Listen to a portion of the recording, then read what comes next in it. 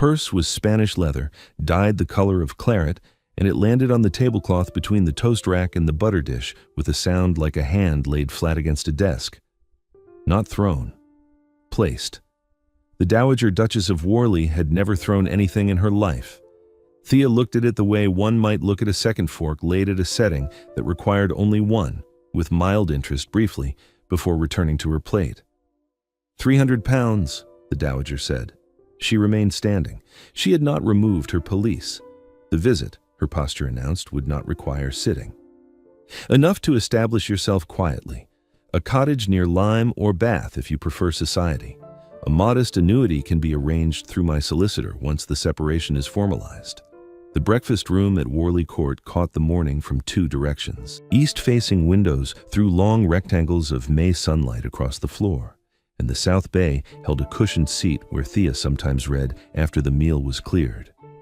At this hour, the room was luminous, white linen, white china edged in cobalt, a crystal jug of water refracting small rainbows across the sideboard. The Dowager stood in the middle of all this brightness like a column of gray stone. Thea cut a triangle of toast in half. She did this with a precision that suggested the task required her full attention. She placed one half on the edge of her plate and lifted the other. I have discussed the matter with Mr. Jessup, the Dowager continued. Mr. Jessup was her personal solicitor, separate from the family's man of law, and Thea had met him once, a thin person with excellent handwriting who had witnessed the marriage settlement without meeting anyone's eye. The terms are generous, more than generous. They reflect my desire that this be done cleanly, without spectacle. Thea spread a thin layer of marmalade. The marmalade was Seville orange, made by Mrs. Curran's kitchen in January from fruit that arrived in wooden crates packed with straw. Thea had overseen the order herself. She remembered the scent of boiling peel filling the ground floor corridor, the way the kitchen girl's hands had been stained amber for days afterward. She had stood at the kitchen door watching the jars being sealed with wax, and Mrs. Curran had offered her a spoon to taste the first batch, and she had taken it, and it had been good. You will understand, the Dowager said. And here, her voice acquired the particular quality it carried when she believed she was being reasonable, a tone both patient and faintly compressed, as though wisdom were being dispensed through a narrow opening. That I do not say this from malice. I say it because the situation has become untenable. Thea bit into her toast. The situation, as the Dowager understood it, had been untenable since the morning Benedict had informed her of his intentions. That had been 19 months ago, January of the previous year, in the Dower House morning room, with frost on the windows and the fire not yet built up. He had come early before breakfast, which the Dowager should have recognized as significant, because Benedict did nothing before breakfast unless he considered it urgent. He had stood by the mantelpiece and said, I have proposed to Miss Sedley, and she has accepted. And the Dowager had set down her teacup with a care that concealed everything beneath it, and said, which Miss Sedley, though she knew perfectly well which, because there was only one, because the Sedleys of Harrowden had produced a single daughter, brown-haired, gray-eyed, angular, the granddaughter of a country parson on her father's side and of a minor baronet's younger son on her mother's, and the Dowager had spent the 3 months prior watching Benedict pay calls on that household with increasing frequency, and hoping it was the mother's piano he admired and not the daughter's conversation. It was the daughter's conversation. Thea Sedley had met Benedict Langdale at the autumn assembly in North Allerton, where she had been standing near the window with a glass of ratafia she was not drinking, watching the dancing with an expression that Benedict later described to his steward Hollis as interested but unconvinced. He had asked her to dance. She had said, I do not dance particularly well, which was true. He had said, neither do I, which was also true. They had danced anyway, badly, and he had called at Harrowden the following Tuesday, and the Tuesday after that, and by Christmas, he had understood that what he felt in her company was not attraction. Attraction was simpler, quicker, less structural, but recognition. She thought the way he thought. She noticed the things he noticed. She asked the questions he had not yet formulated. When she disagreed with him, which was often, she did so with a precision that made him grateful rather than defensive, and this was so unusual in his experience of the world that he could not imagine returning to a life organized without it. The Dowager's opposition had moved through phases. First, silence. At the wedding itself, held in the chapel at Worley Court on a morning of hard March sunlight, where the dowager had sat in the front pew and spoken to no one and departed before the breakfast. Then, formality, correct, impeccable, and so cold it burned. She addressed Thea as Your Grace, with a scrupulousness that made the title sound borrowed. She attended dinners when required, sat in the drawing room when expected, and answered direct questions with a brevity that was itself a form of speech. She never raised her voice. She never needed to. The silence was louder. Then came the whisper campaign. Thea learned of it in pieces, from Mrs. Curran, who heard it from the dower house cook, who heard it from the dowager's lady's maid. The dowager had written to Lady Colborne, to the Countess of Pemberton, to her sister in Berkshire. The letters were carefully worded. They did not defame. They expressed concern. They mentioned the Sedley family's modest circumstances. They noted with regret that the young Duchess lacked the connections one might wish for. They deployed the phrase, "I am sure she is very good," which in the dowager's vocabulary meant the opposite of good, and everyone who read it understood this. Thea knew about the letters. She said nothing. Benedict knew about the letters. He said nothing to Thea, and something brief and furious to his mother, and the letters stopped. The whisper campaign did not. It simply moved from paper to parlor, from ink to inflection, and the dowager's drawing room became a place where Thea's name was spoken with a particular emphasis that communicated everything the letters had contained. Through all of this, Thea managed the house. She consulted with Hollis on drainage. She reviewed the tenant rolls with a diligence that surprised him and a memory that astounded him. She oversaw the kitchen, the linen, the candles, the coal orders, the quarterly accounts.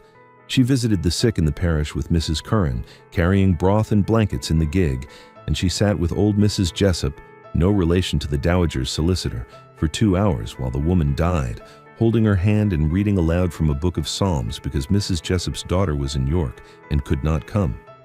She did these things not to prove anything. She did them because they needed doing, and because she was capable of doing them, and because competence to Thea was not a performance, but a condition, the way breathing was a condition, or seeing. And now the dowager had placed a purse on the table. £300. The final escalation. The step beyond whispers and silence and cold formality into something transactional and bare.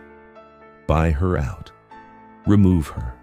Make her disappear, as though 14 months of marriage and competence and quiet transformation of the household could be undone with gold coins in a cottage near Lyme. Thea finished her toast. She reached for the water jug and poured herself a glass. Then she picked up the purse. The dowager's chin lifted a fraction, a movement so small it might have been involuntary, and set it on the table between them. Not pushed back, not tossed. Set down, the way one sets down a book one does not intend to read, with a care that makes the disinterest worse. "The eggs are very good this morning," Thea said. "Will you sit?" The dowager did not sit. She stood for another 4 seconds. Thea counted them by the mantel clock's tick, because by now she had learned to count things in the dowager's presence, to measure silences and weigh glances the way one weighs flour, precisely, so that nothing collapsed, and then she turned and left the breakfast room. Her footsteps crossed the hall. The front door opened and closed. Gravel crunched under carriage wheels. Thea set down her fork. Her hands, she noticed, were trembling. Not her voice, not her expression. Her hands, beneath the table where no one could have seen them, were shaking badly enough that the fork tapped twice against the plate's edge when she released it. She pressed both palms flat against her lap and breathed until they stilled. The purse sat on the white tablecloth in the morning light, claret dark and glossy, and neither Mrs. Curran, nor the footman James, nor the girl who came to clear the toast rack touched it. They moved around it the way water moves around a stone in a stream, naturally, without comment, as though it had always been there. Benedict found it at 10:30. He had been riding since 7, a habit formed in the years after his father's death, when the estate had required more attention than his education had prepared him to give, and the saddle had become the one place where the ledgers could not follow. He came into the breakfast room smelling of hoarse and cold air. His riding coat darkened at the shoulders with dew, and he saw the purse before he saw anything else. He did not pick it up. He stood in the doorway looking at it the way a man looks at a document he already knows the contents of, and then he looked at Mrs. Curran, who was replacing the coffee urn. "Her Grace was here," Mrs. Curran said. She meant the elder, Her Grace. She did not elaborate. She did not need to. "How long?" "A quarter of an hour, Your Grace, perhaps less." "And the Duchess?" "In the morning room. She asked for fresh tea at 10. Benedict crossed to the table. He picked up the purse. He could feel the weight of coin through the leather, not banknotes, which would have been lighter and more discreet, but gold, which was heavier and more deliberate. His mother had chosen gold because gold made a sound when it landed, because gold was physical in a way that paper was not, because she wanted the weight of the offer to be felt in the hand. He opened the drawstring and looked inside. He closed it again. He left the breakfast room without eating. He rode to the Dower House, which sat a mile and a half across the park, stone-fronted and ivy-clad and smaller than its occupant believed she deserved, and he found his mother in the morning room with her correspondence spread across the writing desk like evidence. "I will say this once," Benedict said. He had not sat. He had not been invited to sit. "If you approach her again, with money, with terms, with solicitors, with conditions of any kind, I will close this house. I will remove the staff. I will settle your income at the legal minimum the marriage settlement requires, and not a shilling beyond it. And I will do it quietly, so that no one in society knows why, only that it has been done." The Dowager set down her pen. "You are speaking from emotion." "I'm speaking from clarity. She has made you believe she is more than she is, Benedict. A country parson's granddaughter. Her mother was adequate, I grant you. The Sedleys were respectable, but adequate is not sufficient for what this family requires." "What this family requires," Benedict said, "is precisely what she has given it. Competence, composure, a household that functions, tenants who are heard. Do not confuse what you want with what is needed. I want the continuation of a name. Then you should be grateful. She has given you that too." He meant the pregnancy, which was early, 2 months, perhaps 10 weeks, and which Thea had told him 3 days before, in their bedchamber, with the curtains open and the evening light catching the copper in her hair. She had told him simply, without ceremony, and his response had been to take her hand and hold it for a long time without speaking, because the words that came to him were all inadequate, and he had learned, from her, that silence could carry what language could not. The Dowager did not know. She would not know for weeks yet, until the quickening made discretion impossible, and by then, the ground between them would have shifted in ways she could not reverse. Benedict left the Dower House. He did not tell Thea what he had said. This was both instinct and error, the withholding, the management of her situation without her knowledge, and he would come to understand it only when she told him, months later, that protection offered without consultation was just another kind of purse laid on a table. The words struck him like cold water, not because they were unkind, but because they were exact, and after that he did not shield her from anything without asking first. But that lesson was ahead of him. For now he rode home through the park, past the lake where the willows were just beginning to green, past the south meadow where the tenant children were flying a kite made from brown paper and hazel sticks, past the walled garden where the first roses of the year were opening in colors his mother would have been able to name, and he could not. The estate was beautiful in May. He had known this abstractly for years, had seen it in the ledgers as value, in the surveys as acreage. But Thea had taught him to see it as a thing that was alive, a thing that required not just management, but attention, the way a marriage required not just fidelity, but presence. He had been faithful. He was learning to be present. He found his wife in the morning room reading a treatise on the rotation of root crops, because Thea read everything and retained most of it and had, in 14 months of marriage, come to understand the estate's tendencies better than the steward Hollis, who had served the family for 19 years and did not resent this because she had never once made him feel supplanted. She had simply asked questions, remembered the answers, and followed up. Hollis had told Mrs. Curran in the servants' hall that the new Duchess reminded him of good drainage. You did not notice it until you saw what happened without it. Thea looked up when Benedict entered. She saw the mud on his boots, the set of his jaw, the way his gloves were crushed in his left hand rather than drawn off properly. She understood that he had been to the Dower House. She did not ask what had been said. "The purse is still on the breakfast table," she said. "I know. I would like it to remain there." He looked at her. "For how long?" "Until I decide what it means." This was the quality in Thea that had drawn him from the first, not her beauty, which was the kind that required a second look to appreciate, but her refusal to let a thing be what someone else decided it was. She would hold an insult in her hands and turn it until she found the facet that interested her, and then she would act on that facet rather than the one that had been intended. It was a form of courage that did not look like courage. It looked like patience. It looked like a woman reading about root crops while her mother-in-law's money sat in the next room. The purse remained on the breakfast table for 11 days. Mrs. Curran laid the cloth around it each morning. James set the coffee urn to its left. The butter dish migrated slightly north. The household accommodated the purse the way it accommodated everything the Duchess had introduced, quietly, without fuss, with the steady competence that Thea had cultivated in the staff, not through instruction but through example. In the servants' hall, the purse was discussed once on the second evening, and then by silent consensus, not again. They understood it the way servants understood most things in a great house, completely without being told, and with a loyalty that expressed itself as discretion. On the fourth day, Hollis asked Mrs. Curran whether the item should be moved to the strongbox.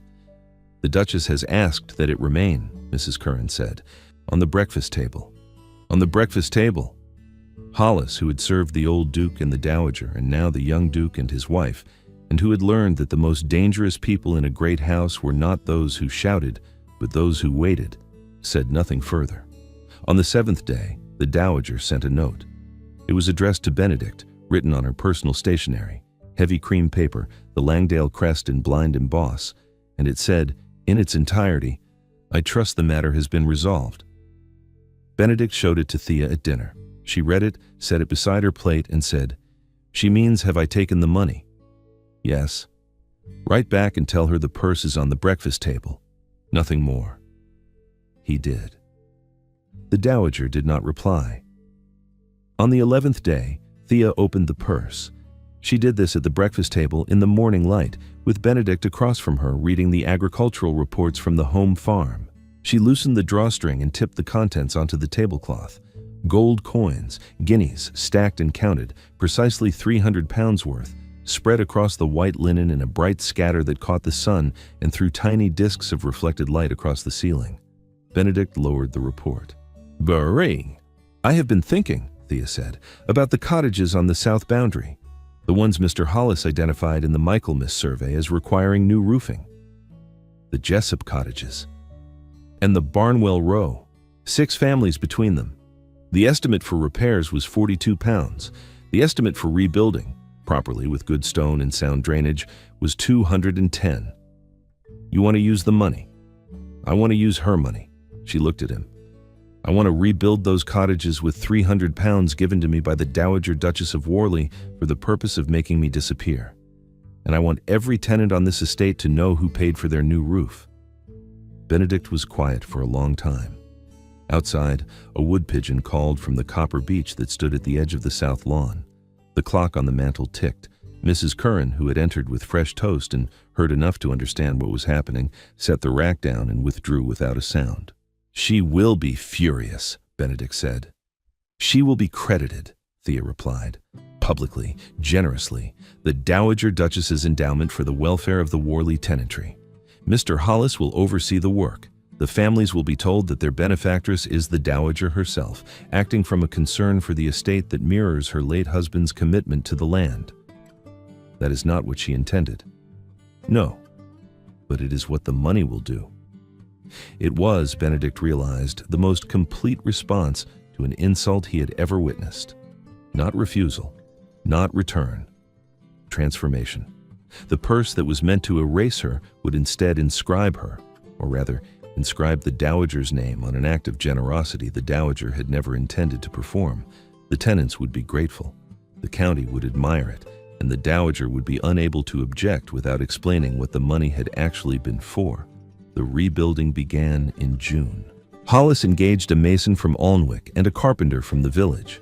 and the work proceeded through the summer with the efficiency that characterized everything Hollis touched when given clear instruction and adequate funds. The Jessup family, a widow with 4 children, the eldest a boy of 12 who helped in the dairy, were moved to temporary quarters in the old laundry while their cottage was rebuilt. Thea visited on the second day to bring linens for the children's beds, and Mrs. Jessup, the widow, not the solicitor's possible relation, had taken Thea's hand and held it and said nothing, because the gesture was sufficient, and Thea had understood this. She visited the site twice weekly after that, arriving in the gig with Mrs. Curran, who had begun accompanying the Duchess on estate rounds not from duty, but from a particular attachment she would have denied if asked, and which expressed itself as a refusal to let anyone else pack the gig's hamper. The cottages rose through July and August, good gray stone, lime-washed inside, with hearths deep enough to burn peat and coal together, and chimneys that drew properly for the first time in the memory of anyone living in them. Each cottage received a new door, oak, with iron hardware forged in the estate smithy. The drainage, Thea had been specific about the drainage, and Hollis had smiled privately at the specificity, because of course she had, ran into a new culvert that emptied cleanly into the beck below the south field. The Dowager learned of the endowment in August, when Lady Colborne mentioned it at a dinner in Harrogate.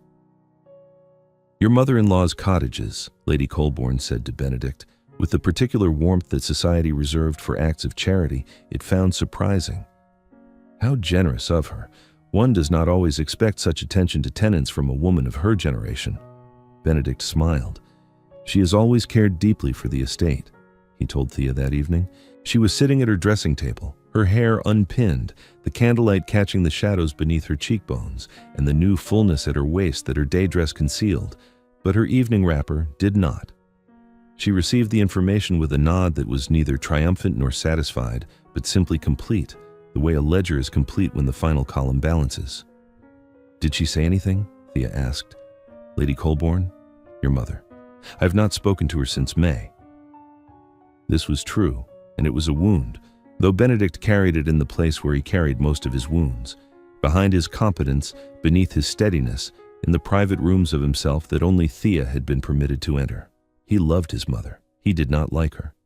These two facts existed simultaneously and without resolution, the way weather existed, present, ungovernable, requiring accommodation rather than correction.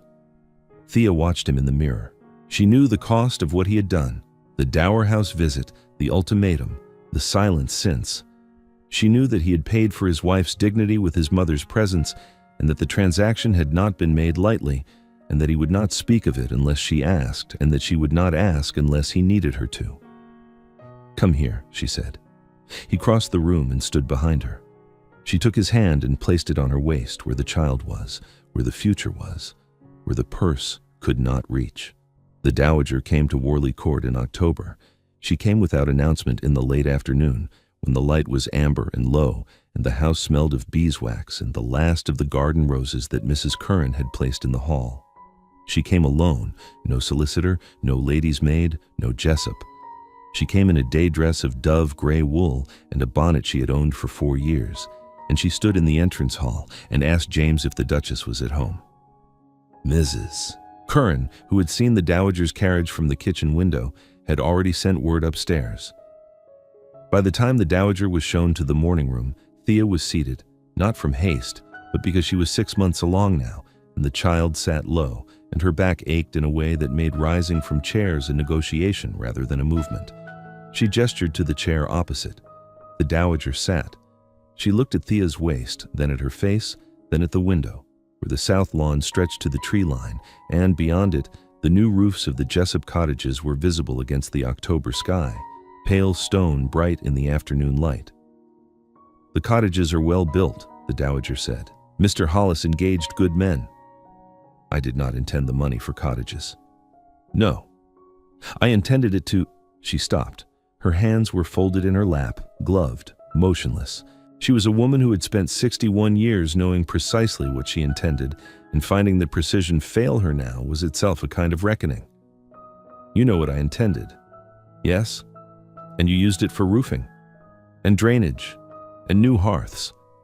The Barnwell chimneys had not drawn properly in 12 years. The dowager looked at her daughter-in-law. She looked at her for a long time, longer than she had ever looked at her, longer than at the wedding, where she had studied Thea's gown for faults and found none, because Thea's mother, dead 3 years by then, had chosen the silk before she died, and the dressmaker in Harrogate had honored the choice with care. Longer than at the dinner following, where she had watched Thea manage the table with a composure that the dowager had attributed to blankness rather than skill. Longer than in all the 14 months since, when she had looked at Thea only long enough to confirm what she already believed. "The county thinks I am generous," the dowager said. "The county thinks you care about the estate your husband built." "I do care about the estate my husband built." "Then we agree on that at least." Something moved in the dowager's face. It was not warmth. Warmth would come later, much later, in small and grudging increments like spring in the north. But it was a shift, a fracture in the surface, the way ice cracks not from force but from the slow persistence of water beneath. She looked at Thea's waist again. "When?" "January. Perhaps late December. A winter child." The dowager's voice carried something that might have been memory. Benedict had been a winter child. He had arrived in a snowstorm, and the doctor's carriage had become stuck in the lane, and the dowager had delivered him with only Mrs. Niven, the housekeeper of that era, beside her, counting the minutes between pains while the wind drove snow against the windows. She had never told Benedict this. She had never told anyone. It was one of the many things she carried alone, because carrying things alone was what she understood strength to be, and it had taken her 61 years to arrive at a morning room where a young woman demonstrated a different kind. "I should like to be here," the dowager said, "when the child comes. If you would permit it." Thea looked at her mother-in-law. She looked at the gloved hands folded in the lap, at the bonnet worn 4 years, at the face that was Benedict's face in another register. The same jaw, the same gray-blue eyes, the same tendency to hold the mouth firm when the feelings beneath it were not. She thought of the purse on the breakfast table. She thought of the 11 days. She thought of the gold scattering across white linen like something released. "I would welcome it," Thea said. The dowager left before dinner. She did not embrace Thea. She did not apologize. She was not, and would never be, a woman who apologized. And Thea, who understood this, did not require it. What she required, what she had always required, from the first morning she had arrived at Worley Court as a bride and found the dowager's silence waiting for her like weather, was acknowledgement, not of her worth, of her presence, of the fact that she was here and staying, and that the breakfast table was hers now. The child arrived on the 29th of December in the small hours, while snow fell across the park and the house was quiet, except for the particular sounds of labor. Mrs. Curran heating water, the midwife's steady voice, Thea's controlled breathing, which broke only twice and recovered each time with a determination that made Mrs. Curran weep privately in the corridor afterward, not from worry but from recognition. Benedict was in the hall outside the bedchamber. Hollis brought him brandy at midnight, which he did not drink, and coffee at 3, which he did. He sat in a chair that had been his father's, in the corridor that smelled of beeswax and lavender, and he listened to the sounds from behind the closed door. And he thought about purses and cottages and the woman inside that room who had taken 300 pounds, meant to destroy her, and turn them into 6 families with sound roofs over their heads. At 20 minutes past 4, Mrs. Curran opened the door. Her eyes were red. Her cap was crooked. She was smiling. "A son, Your Grace." The dowager arrived the following afternoon. She brought a christening gown, Belgian lace yellowed with age, wrapped in tissue paper that smelled of lavender and cedar. It had been Benedict's. Before that, his father's. Before that, his grandfather's, who had been the first duke and who had built the east wing of the house and the south wall of the garden and the library where Thea sometimes sat, reading about drainage and crop rotation and the responsibilities of land. She placed it on the bed beside Thea and the child, and she said, "His name?" "George," Thea said, "after your husband." The dowager's hand went to her mouth. It stayed there for 3 seconds. Thea counted, because she still counted things in the dowager's presence, though the habit had lost its vigilance and become something closer to tenderness. And then she lowered it and looked at her grandson, who was sleeping with the absolute commitment to sleep that only the newly born possess. "He has the Langdale jaw," she said. "He has his father's appetite," Thea said. "He has not stopped eating since he arrived." The dowager made a sound. It might have been a laugh. It was small and unpracticed and over quickly, but it was there, and Mrs. Curran heard it from the doorway, and Hollis heard about it from Mrs. Curran that evening, and neither of them mentioned it again, because some things in a great house were too fragile to survive repetition. It was not reconciliation. It was not forgiveness. It was the beginning of a corridor that both women would walk for years, slowly, with setbacks and silences, and occasional returns to the formal coldness that was the dowager's native climate. But the corridor existed now. It had a direction. It had been paid for. 300 pounds in gold, converted to stone and mortar and sound chimneys, converted again into something that had no price and no drawstring and could not be set on a table and refused. On the first anniversary of the breakfast, Thea came downstairs to find a single rose from the Dower House garden on her plate. No card, no note. She did not need one. She sat down, spread her napkin, and ate her eggs. They arrive here, like a purse set down, and left to speak for itself whenever they are ready.